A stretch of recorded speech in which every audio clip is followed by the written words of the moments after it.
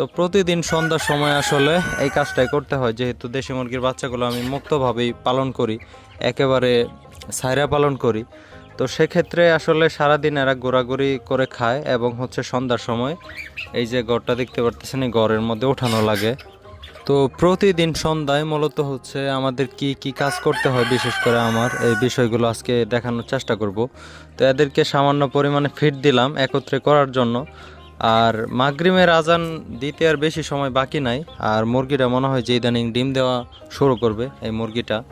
আর এটার সাথে যে একটা মুরগি ছিল এটা আসলে জবাই দিয়ে দিছি। ওইটা মুরগিটা বিশেষ করে নষ্ট হয়ে গেছিলো, ডিম পাড়া হঠাৎ করে পারে আবার বন্ধ করে দেয়। পরবর্তীতে ভাবলাম জবাই দিয়ে দিই। এটার আসলে কোনো রোগ ছিল না, কিন্তু মনে হয় যে চর্বি বেশি হয়ে গেছিলো।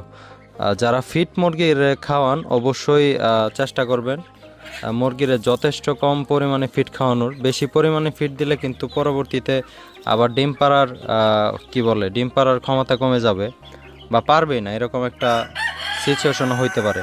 আর এখান থেকে আমার গলা ছিল একটা মোরগটা দেখতে পারতেছেন, সবচাইতে সুন্দর হয়েছে। আর আপনারা হয়তো জানেন যে আগে আমি একটা সময় হাঁস পালন করতাম, এখন হয়তো জায়গার কারণে তেমনভাবে পারি না।